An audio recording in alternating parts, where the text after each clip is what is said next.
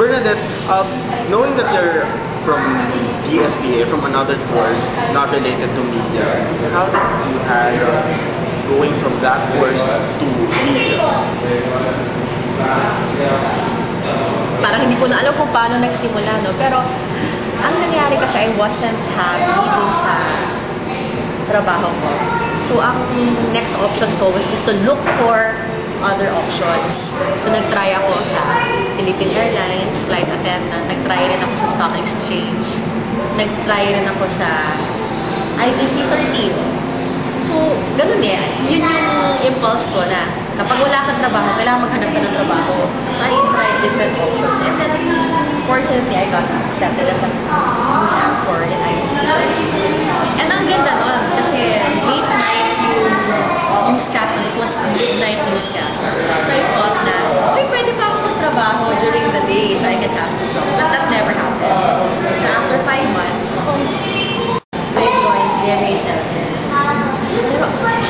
Pero, it became quite, easy for me. Parang whenever it was meant to be. Kasi, di ba yung iba, like passport students, talagang sa kanila, they know what they wanna do.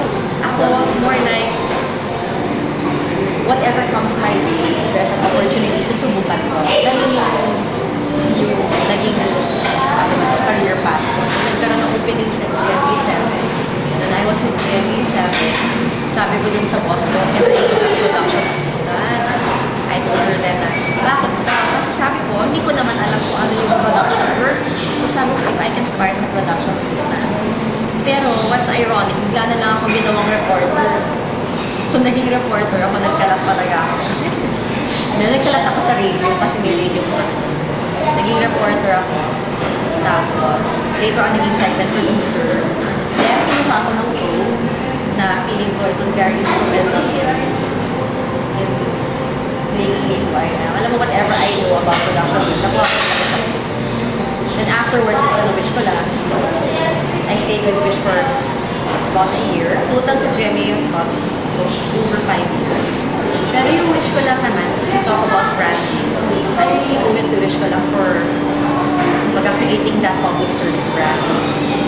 Kasi because of Wish ko lang naging public service yung branding. And in the same way na hanggang ngayon pa rin yung persona na nakikilala ko ng tao. Kasi syempre pag fresh grad ka, wala ka pa naman talagang background eh, di ba? Kasi raw ka pa nun eh, except for your college background.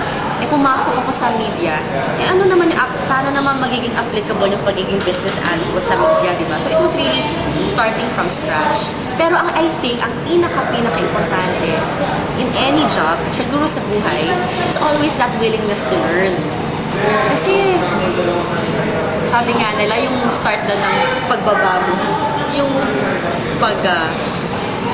when you're down, but yung pag-decline mo, is when you think you know everything. Pero as long as you keep on learning, like a sponge, feeling ko ang laki-laki ng possibilities. Importante kasi sa akin yung education eh. Kasi ang sabi ko sa sarili ko, kung hindi ako makagraduate, hindi ako magkakaroon ng future. Yan talaga. So even yung pagbo-boyfriend on, maybe it's relatively young, old na siguro. Bata pa palang 18, pero I told myself 18 ako magbo-boyfriend. So 18 ako nag-boyfriend, hindi ako nag-boyfriend nung mas bata ako.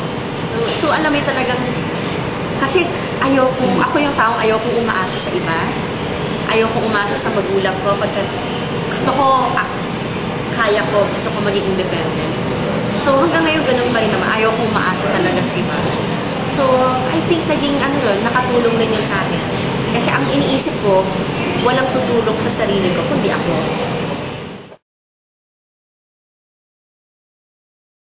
Yung gising ko, hindi man 3 o'clock, mga 3:20. May wake-up call ako from the radio station sa DZMM. May wake-up call kami, 3 o'clock. So pagtawag, 3 o'clock. Pero yung 3:20 talaga yung alarm ko, bangon na. Typically, nakahanda na yung almusal ng asawa ko, gabi pa lang.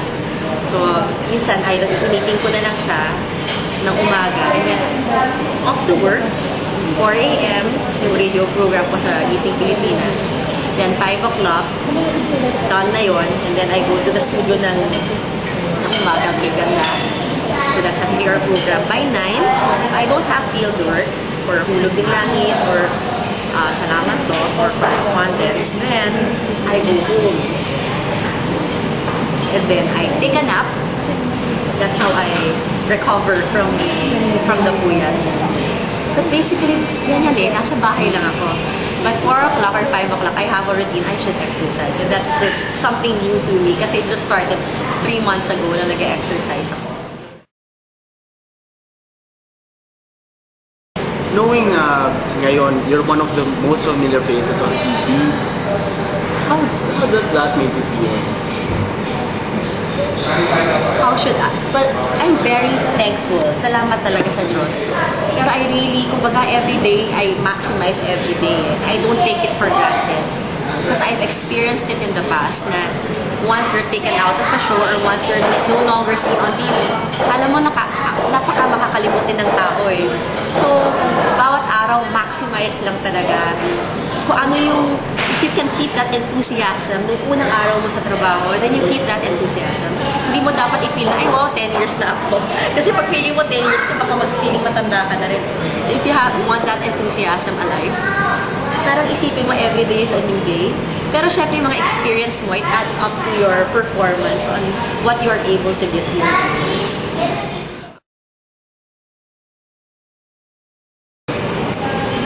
Hindi ko alam. Parang feeling ko stress is a state of mind eh. Kasi you can always choose to be grateful every day. Kasi pag inisip, oh hirap-hirap. Sinabi mo pala, mahirap na eh. Pag sinabi mo pala sa umaga, mahirap naman gumising. Ang hirap naman gumising. Mahirapan ka talaga bumangon eh. So if you train, I think it's also training that you have to train yourself to be grateful every day. Kahit na, yung asawa ko may tinuro sa akin eh. Minsan lang pag nagmamaneho siya, pag naisip niya hindi pa siya humingiti for the day, nagda-drive lang siya, ngingiti lang siyang gano'n.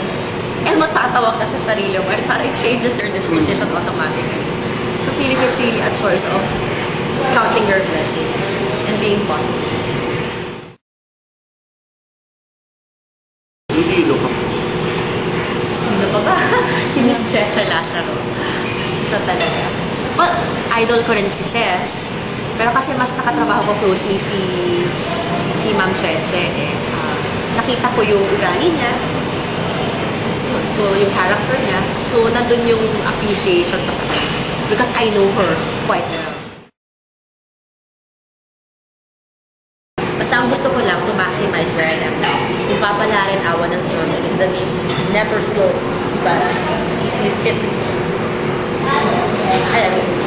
to get me as an actor, salamat sa Diyos. Kasi I really love what I'm doing. Kumbaga, I can't see myself doing anything else but pero bahala na ang Diyos kung ano ibigay niya. It's really maximizing what God has given you. Pero sana, kung pwede, awa ng Diyos dito pa rin sana. Gusto ko tumanda dito sa profession as in. Parang kaki ko. Ganon. Bernal, what's your advice for young people na who want to be like you? Ang una kong sasabihin sa inyo, don't be like me. Seryoso, be the best that you can be. Don't try to be like anyone else but who you are. Kasi yun yung mistake ng marami. And I think mistake ko rin naman in the past. I wanted to be like Checha Lazaro. I wanted to be hard-hitting. Alam mo, gusto ko yung investigative. Pero I think lahat tayo may gift eh. May talent tayong sarili. Na dapat yun yung mahanap sa sarili mo. Yung ano ba yung passion mo, saan ka ba pinakamagaling, at ano ba yung pwede mo, yung sa sarili mo, yung qualities mo that you can capitalize.